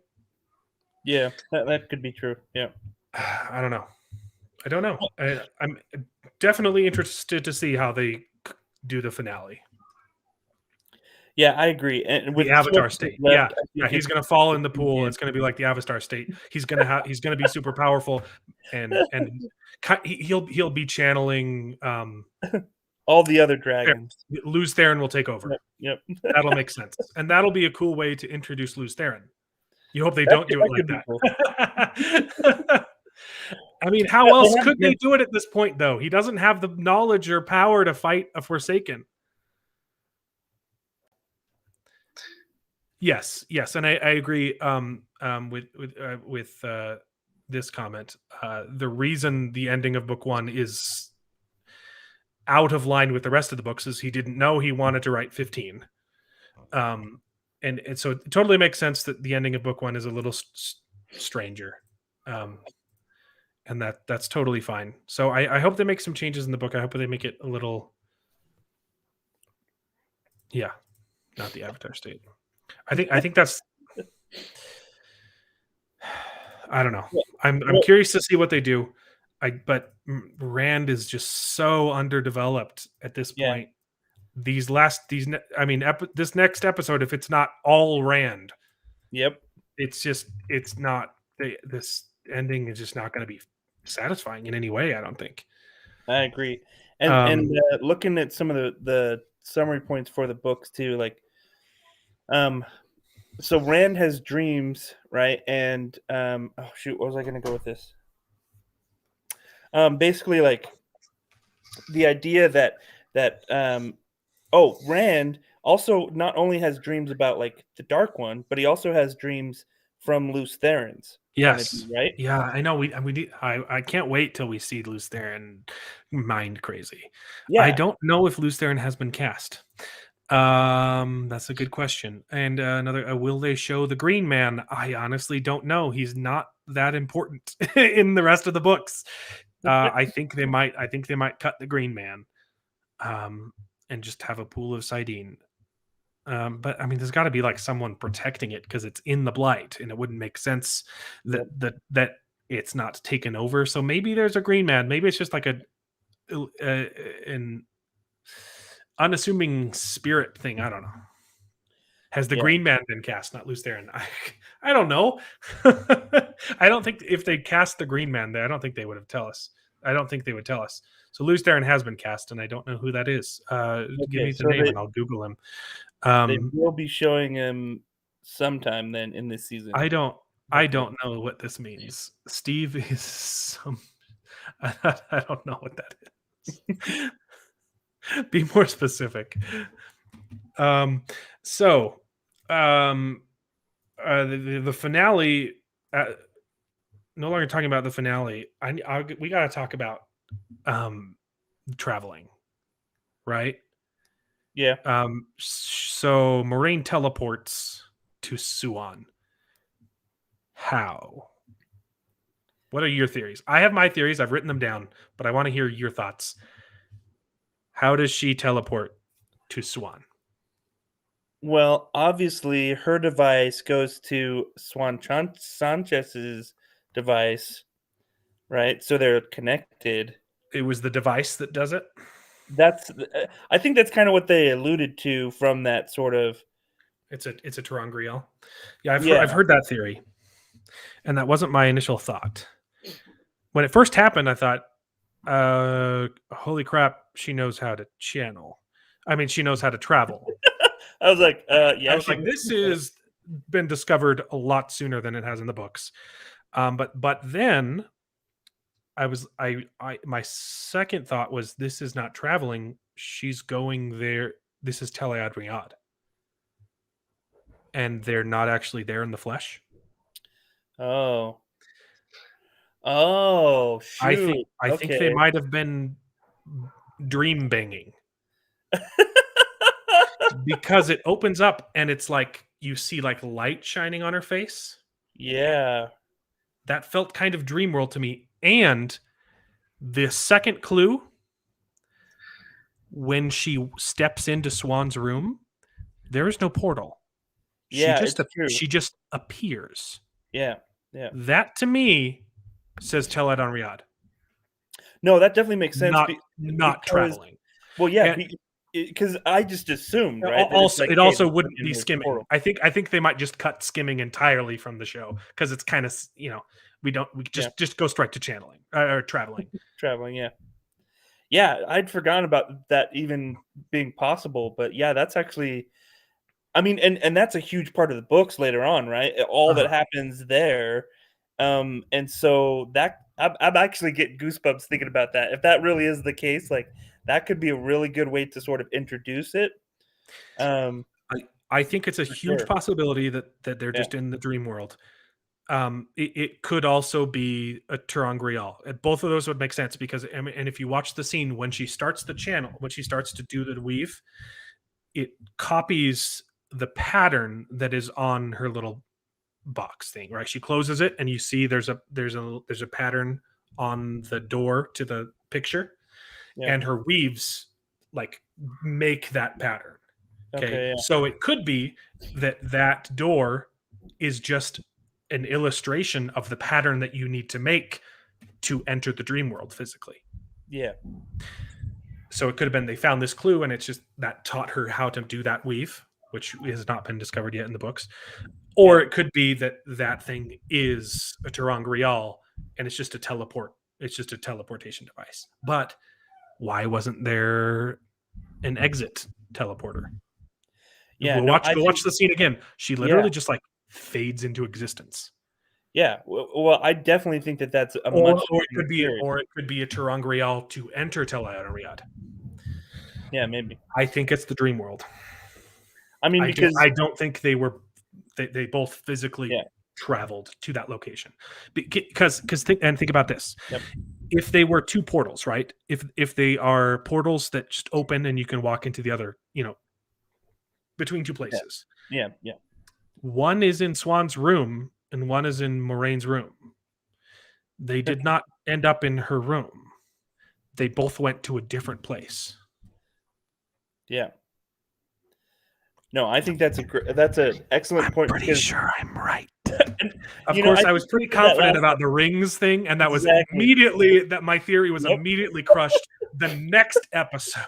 See, and that's what happened every time, Alan. Every time it's like, hey, this is maybe what, or why are they doing it this way? And then the next episode, they're like, and this is what's really going on. Like, so we'll just have to wait till next episode, I guess. But I actually feel really good about that theory as well because it makes a lot of sense It's the magic mirror of banging. That makes a lot more sense though to do it that way, because there the Traveling seems too had on powerful to screen. have right now, because Yeah. otherwise, why would they be using the ways? Yeah, She well, doesn't- yeah, seriously, right? But then at the same time, like, as far as the Aes Sedai go themselves, like, that dream world is so important, right? Like, that's all they. I mean, not all, but there's so much that happens in there. To not introduce it at this stage in the first season, when a lot of that's probably going to be, going on in this particular world in the following seasons, it could be a big mistake. So I think that's a very strong. Also, it can't be channeling. It can't be traveling either, unless they're really changing from the books. Because I love how the portals that are created through channeling are just like a slice through the world, and how they use it as a weapon. And one scene where when the Forsaken used traveling to channel, and it just like cuts one of the servants in half. Yeah, when that's right. when one of the Forsaken goes to visit the seductress one, whose name eludes me at this moment, and it just like chops her servant in half, and she's like, "Dang, that was one of my pretty ones." Like, I love that. Right. Death gates, yeah, and then they literally use them to just destroy fields of Trollocs. They just use gates and just like, I love it. Graendal, yeah, thank you. Yeah, it's true, because they do use that as weapons even in some of the battles and everything. So yes, and sorry, and then this is another point. It looked like her old home, which had been burnt down. I think it's the dream world. Yeah, it's got to be the dream world.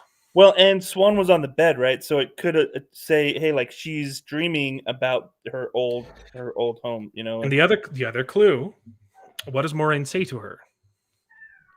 She says, "Your taste in wine has not improved." Which could just be, she bought wine that sucks, or it could be she's literally creating the wine herself. Yep. And she's not good at it. Yeah, I think that's. Oh yeah, if Swan is a dreamer, Swan could have just been waiting in the dream world. Yeah, exactly. And Moraine just has to show up through the Turon Grail. I'm right. Yeah, Nathan thinks I'm right. It's a good feeling. Okay. Good. Yeah, I really. I think it'll be a really cool reveal later, and then you realize, oh, that's not. They weren't traveling. They weren't teleporting. Because that is the thing with this whole show, right? Like, there is so much magic and so much like different ways to use the magic and the lore, and that's why we love the book so much, right? Is because all of these different ways sort of combine to make this amazing magical system and traveling system, and they're used in different ways or whatnot. And so it is hard to show that in a TV show, right? Like, if we hadn't known about this, of course you'd be confused. You'd be like, wait, she just goes in through this portal, and it's it's definitely cool to see that they're hinting to some of these things, right? Mm-hmm. And it definitely helps me to enjoy this episode a little bit more, because I'm like, dang. Their clothes change. Yeah, I noticed that definitely, Nate, that they were totally different. And the thing is, you just assume that, hey, maybe they just got dressed, right? Like, maybe they had some clothes laying around or whatever. But she literally only, I mean, Swan would have had to have clothes for Moraine there. Yep. So, because she just went in her nightgown. Well, and two, in the books, doesn't it talk about that being the case? Like, when you first arrive, you basically... you have to create everything yourself, right? So you have to figure out what you're going to be wearing. It's kind of like Freudian, like you'll if you think, it's just like your emotions can betray you. Like if you're thinking a certain way, like when yep. like when Elaine like gets horny, like in the dream world, like she gets into a skimpy dress, like or when Egwene sees which one is it, Gawain or Galad? Oh yeah.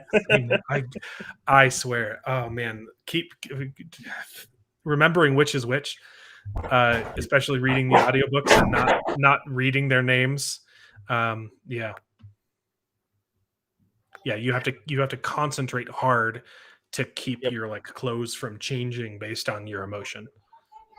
Yeah. Gawain, she falls in love with Gawain because they both like her. That makes it even harder. They're two brothers. Yep. Gawain and Galad have the same name, and they both like her. They're both pursuing her.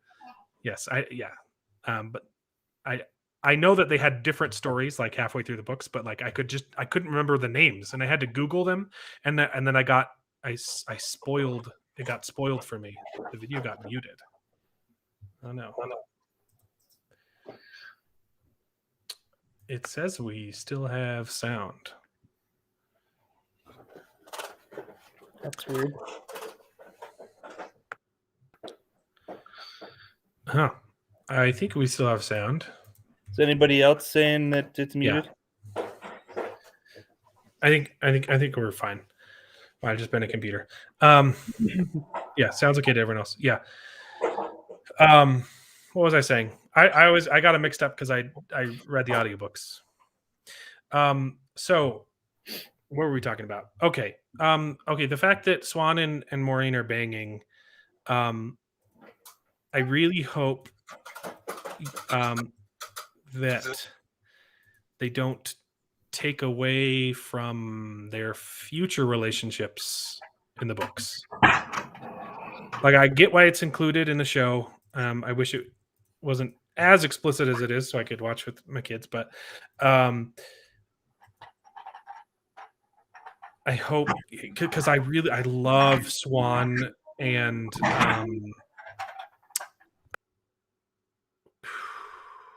shoot, I had his name.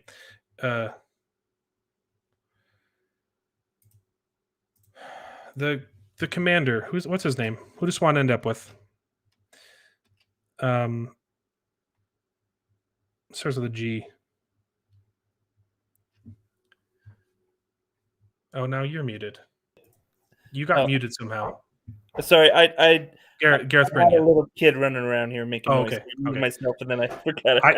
I love the relationship between Swan and Gareth Bryn, and I hope they don't like sacrifice that to keep Moraine and Swan together.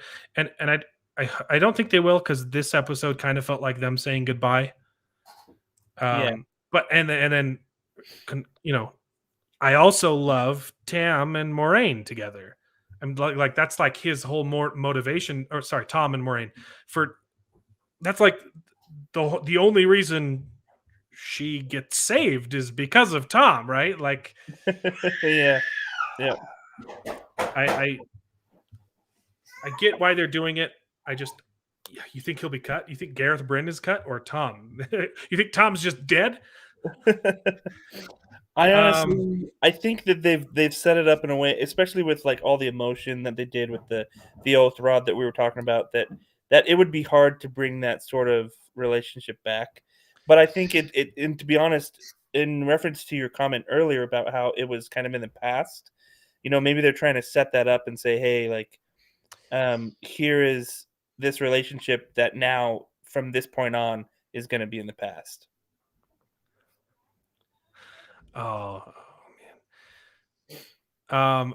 If they cut Tom and Moraine though, I like that one better than Swan and Gareth Bryn, but I'll be upset.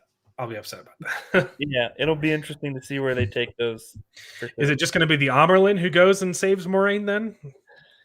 Hey, she's bad, right? She can do it. She's busy though. Yeah, it's true. It's true. I don't know. It'll be interesting to see.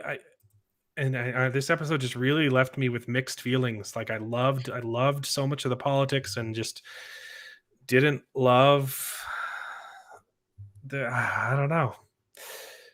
There were lots of loose ends, and it's a bummer about Matt leaving the show. But okay, so yeah, let's talk about Matt.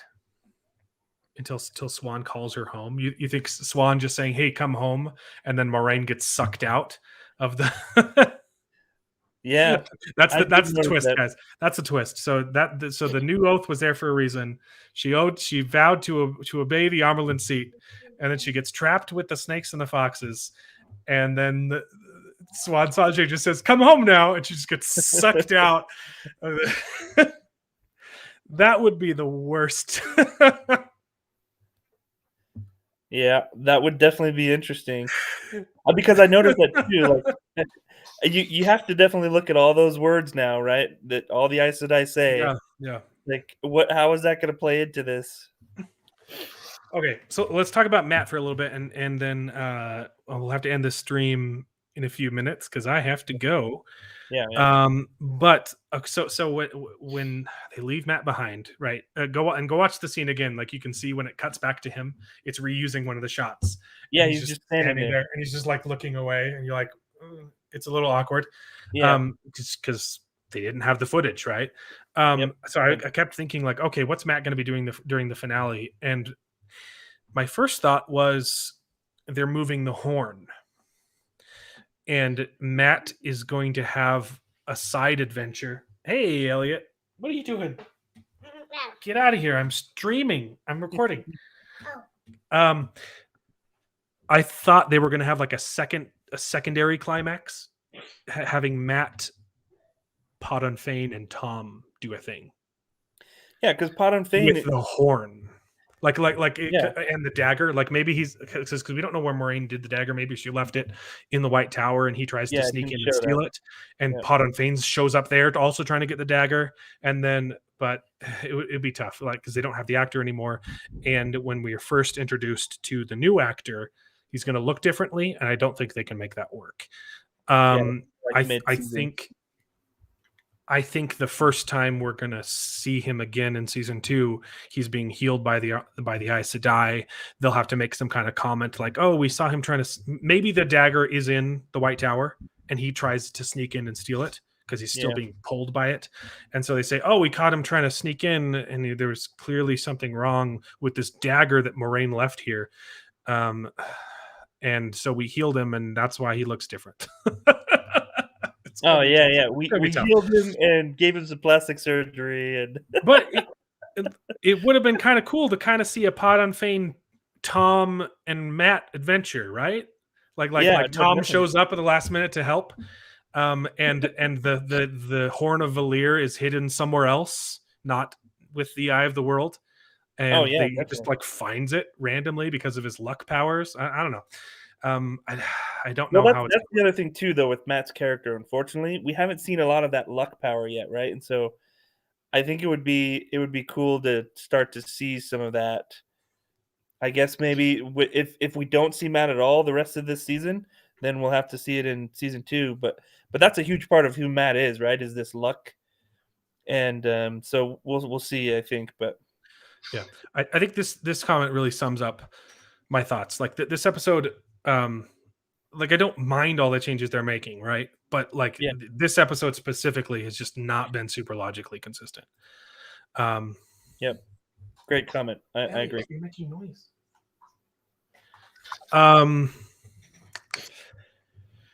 So, if you guys have any questions in the chat, get them out now before we have to end the stream. Maybe they'll figure out how. How to show where luck comes from. Maybe. Yeah. Well, this has been fun. Let me make sure there isn't any other points I wanted to hit on.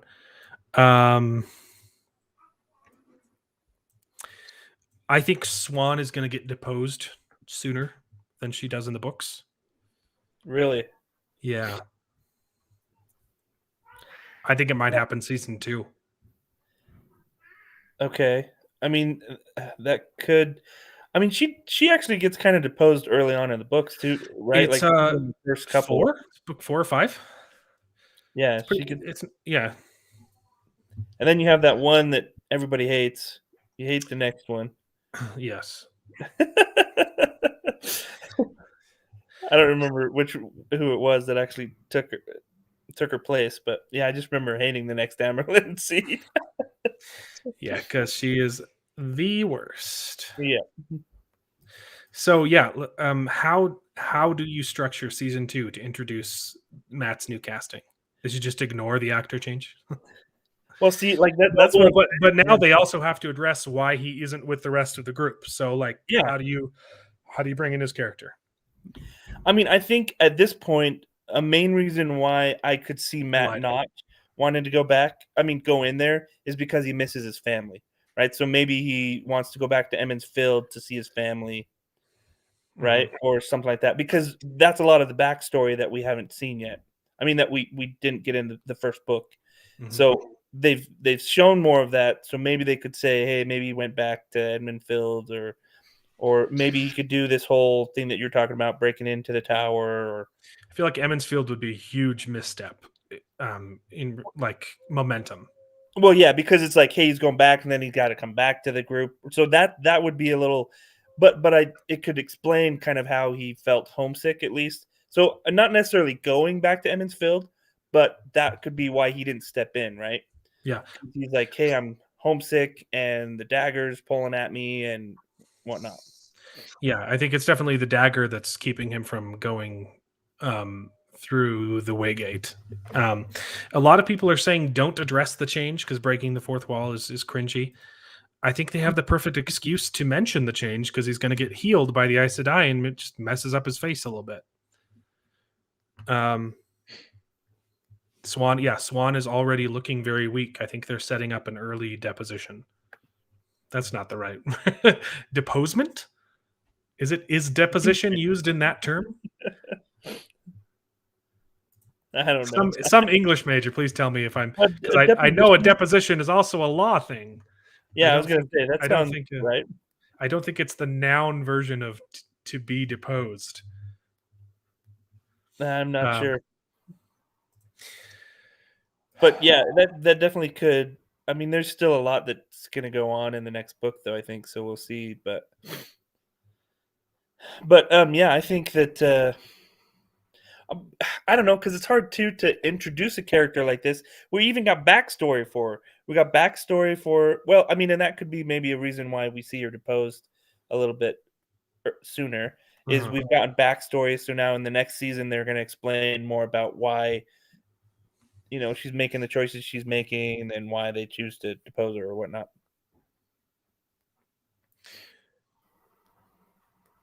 I think I'm trying to work in my rings theory too. Like I'm trying to save that. I think maybe she sees it coming and like knows there's going to be like a schism, and then like keeps that bag of rings and then gives some to Elaine and Nynaeve so they can fake being Aes Sedai.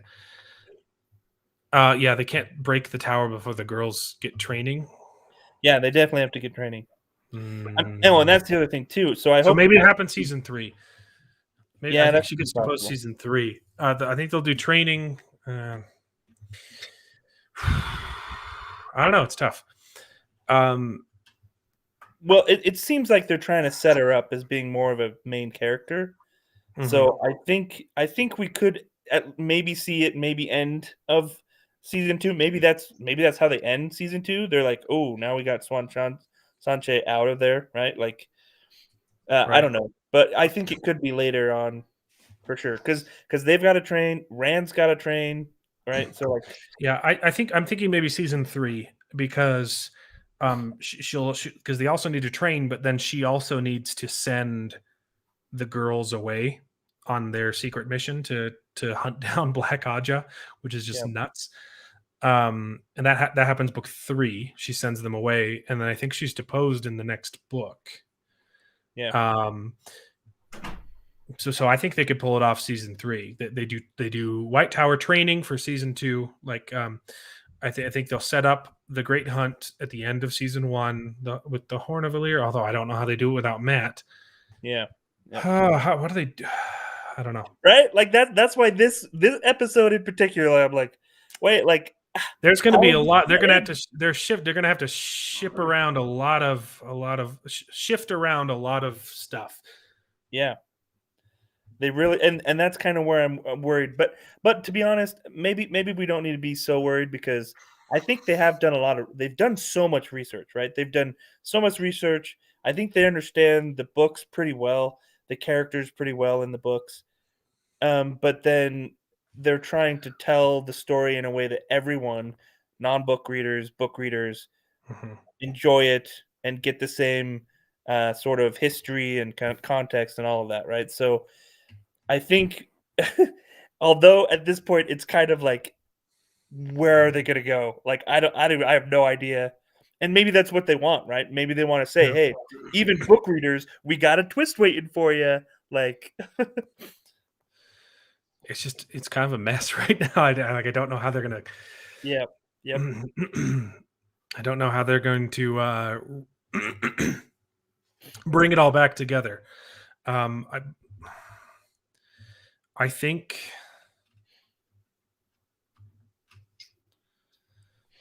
I don't know. Yeah, because my initial theory was season 1 would end with setting up the Great Hunt with the horn getting stolen and ending on kind of like a cliffhanger. Hey, we got to go get the horn back. But if Matt's not there, I think that the finale is just going to be kind of more the Eye of the World based, or maybe Matt's not involved with the horn until the ending of book 2. So they could still set that up, and Matt is just the Matt stuff just messes so much stuff up. And what they maybe do is maybe they add something at the beginning of this next season that kind of fills in where he's been and what he's been doing, right? Because potentially too, with the longer wait in between the seasons, right? Then you can potentially get away with something like that, being like, okay, here's the backstory that kind of happened in between this wait between seasons, and then this is kind of catching you up to how we got to this point for this first episode. But what would it be? What would it be? I think he's got to do something with Tom and Pod and Fane. I agree, for sure. Yeah. But how that gets him back to the rest of the group. Matt could still meet them in Faldara. He could meet Tom again in Tarvalon and go to Faldara after when Swan shows up. That could work in season 2. It'd have to be season 2. Yeah. So I don't know what else they're. I think right now season 1 just has to end with the Eye of the World. I don't think they can jump too far into book 2 because no Matt. Yeah, exactly. And that's kind of and that's just what I've been feeling with these couple episodes recently, is that, hey, we're not going to get as deep into book 2 as I thought we would. Yeah. And it's going to be more of just book 1. Yeah. And Brandon Sanderson did say for the most part it is 1 book a season so far. Good. Okay. But we do, there are clearly elements from books 2 and 3 that have been in been in the season. Yeah, we don't. Yeah, the episode was restructured because of Barney's exit from the show. We're just trying to figure out how that affects the rest of the show. Matt finds Rand telling stories with Tom and Kyrian. Okay. Yeah, that could be a good one. Oh yeah, because we have to go to. Isn't it Camelin? Where's Kyrian? Because we know we're getting Camelin in season 2, which was supposed to be book 1. Yeah.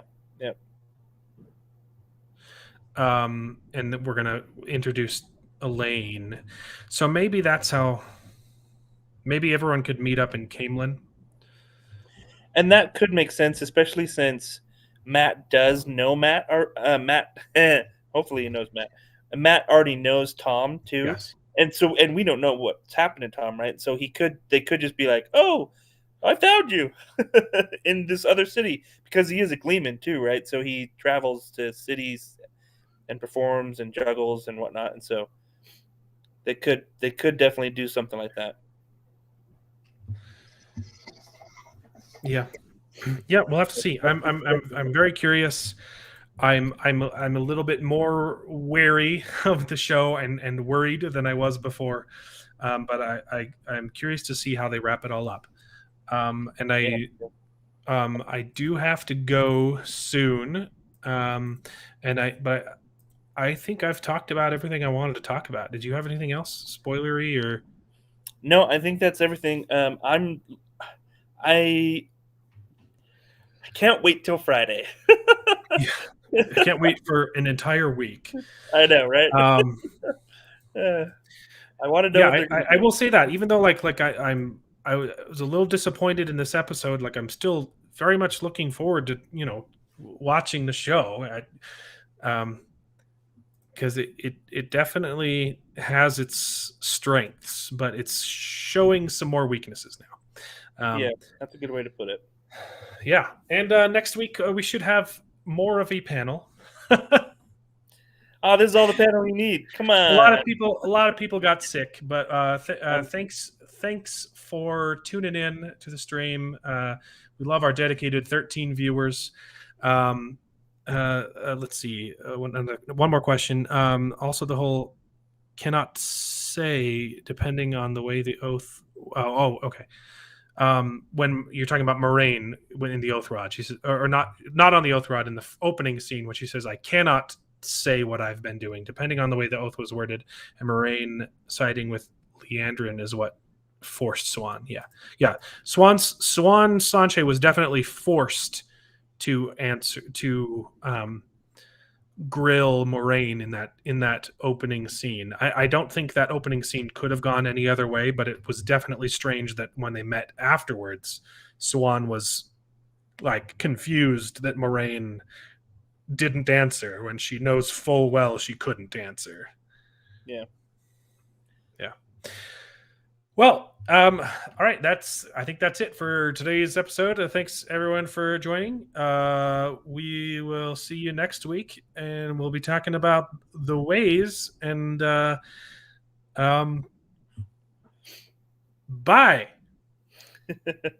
Thanks for having me. Love you, man. Love you.